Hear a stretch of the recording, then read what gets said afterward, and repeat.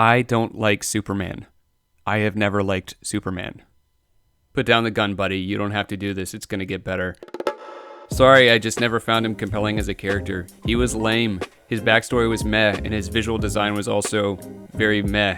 I mean, look at these two images. Try to pretend you're a 13-year-old. If you cannot tell which of these guys has a higher cool factor, I'm just gonna say it, skill issue. More substantially, he was not interesting to me as a character because he was just way too overpowered, and he became even more so over the years as new comic writers had to manufacture new overpowered spectacles to wow readers with after they'd gotten bored with the base skill set. Even in the films, which generally were less free to play fast and loose with what he could do, his power was always getting fudged in various ways. I mean, just off the top of my head, in the 2006 Superman Returns, Lex Luthor creates a kryptonite island. No, I will not elaborate. And he lures Supes to said island where he and a couple other regular human thugs beat the hell out of him because now he is weaker than a normal man. It is brutal. And then, about 40 minutes later, Superman lifts that same island into the sky.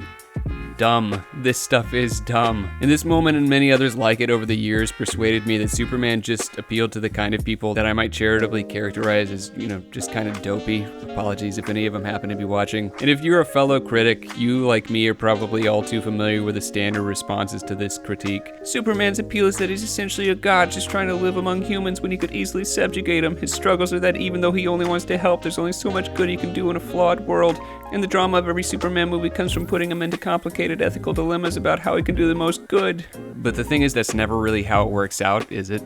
In every example that I can think of, the way that it always shakes out is that Supes gets put on the horns of some tricky ethical dilemma, or a situation that requires him to make tough choices that might otherwise force him to violate one of his moral principles. But the way that he manages to get out of this is by just, being a god, being able to lift the unliftable rock, or by flying around the earth so fast that he causes it to spin backwards and reverses time so he can save his girlfriend.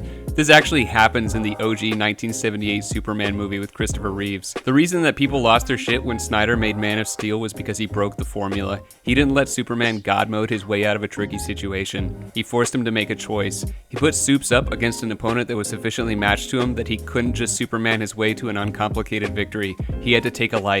People were pissed. Me?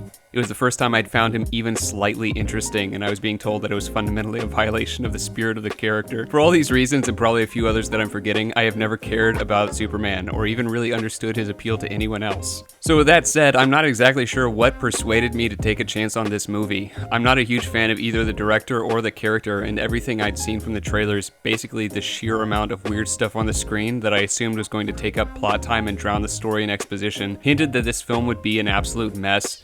The polarized early reactions didn't help either. But alongside all that visual noise, I also sensed that something was different. For one, it begins with a defeated Superman, signaling to the audience that the film is interested in exploring Superman's vulnerability.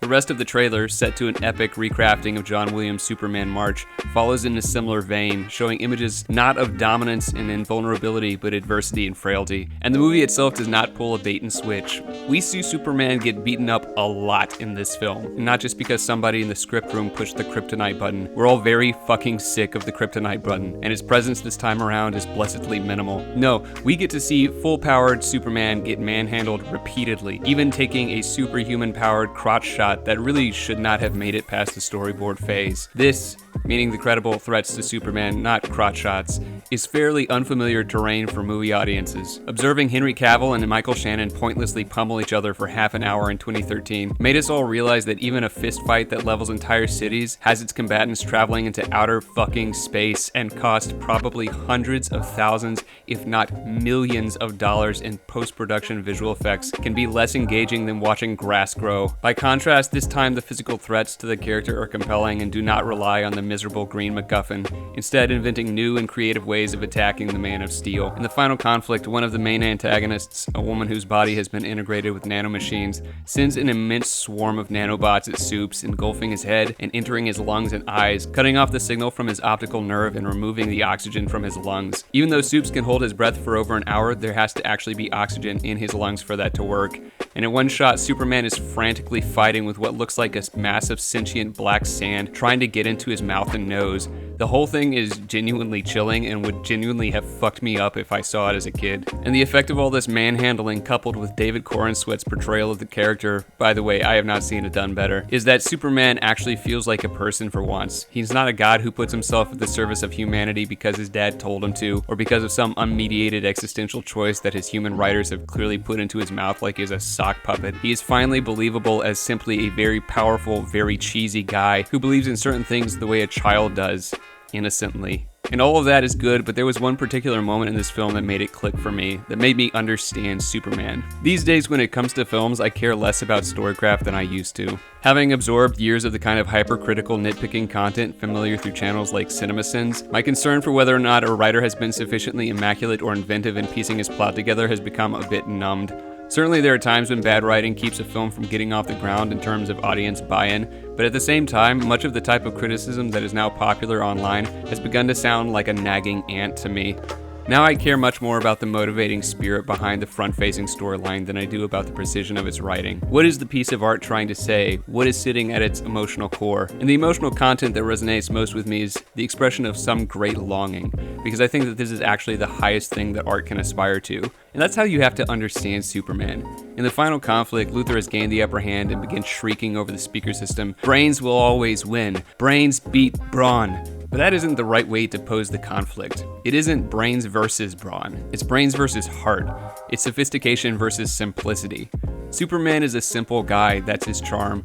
Gunn understands this, but also understands the ways in which that simplicity is kind of out of step with the modern world. He begins the film by questioning the suitability of Superman's moral naivety. Is his Boy Scout moral framework even able to function in a world of Machiavellian international machinations? Was his intervention in the political affairs of two foreign states, an intervention that violated numerous treaties and accords and whatever else, a crime against human agency and sovereignty itself? People are gonna die, he screams when Lois turns the screws on this subject during an interview. And the uncomfortable question that hangs in the air is whether or not this is a sufficient justification for an alien to impose his ideas of how the world ought to work, no matter how good his heart. No matter how good his heart. What the fuck is this?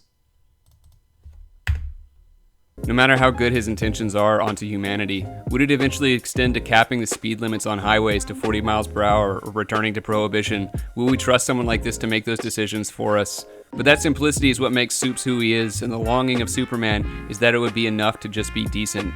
Superman is the ultimate nice guy. His defining character trait is his innocence, his uncomplicated allegiance to a set of uncomplicated moral absolutes. In contrast to C.S. Lewis's concept of men without chests, persons who believe in nothing and stand for nothing, Superman is all chest. He never backs down, he never hides his cards, he looks his enemies in the face and smiles. His simplicity, his innocence, and his nobility are all inseparable from one another. And it is those elements of his characters that are put on trial through this movie, including the realization that the vision his parents had in mind when they sent him to Earth was less Jesus of Nazareth and more Genghis Khan, instructing him to breed human women until his bloodline rules the planet. Gunn pushes him to his limit to see if innocence can really survive in the modern world of corrupt motives and super tech forces, and the answer comes in the final conflict. After Superman has been subjected to just about every kind of torment that Gunn can conjure up for him, and finally comes out the other side intact, he stands up with a new confidence, finally believing in himself again. And at that moment, Luthor's flying army of paratroops descends on him, one of them screaming, "Kill him!" And Supes responds by saying, "Good luck with that," so sincerely, so affably, that you would almost think he means it. He then soars into the soldiers who engulf him in a swarming mass, a mass that begins spinning faster and faster as he hurls them all off of them, and finally suspends himself for a moment in the sunlit sky, calm in the midst of his enemies, as the camera zooms in on his chest plate and David Fleming's last son soars in the background. And I thought, holy shit, I get it. I finally get it. In that moment, Gunn shows us innocence, that simple goodness triumphant. And for about 30 seconds, the film achieves perfection. It was this moment that helped me realize that Superman is a story that we are telling ourselves because we want to believe that simplicity and innocence are enough. We want to believe that they truly can win the day. And in part, that's because we're afraid of what we might have to become if we believe that they couldn't. For my money, this is the climactic peak, not Superman's speech to Luthor, which was clipped for the promotional footage. I get scared. I wake up every morning and despite not knowing what to do, I fear, I hurt, I blah, blah, blah, and that's what makes me human, and that's my greatest strength. I find this stuff infinitely less emotionally resonant because when it's given explicit expression, its falseness is too obvious. Superman's greatest strength isn't that he's a human, it's literally that he's an alien. Clearly this statement is meant to be understood metaphorically or emotionally or whatever, but when statements like this are so heavily opposed by the literal truth, the left brain clashes too harshly with the right brain and the message falls flat. The beauty of Superman is the triumph of innocence, and the lie that we all play along with is that his innocence is what makes him strong, when reality is the opposite. It is Superman's strength that makes his innocence possible.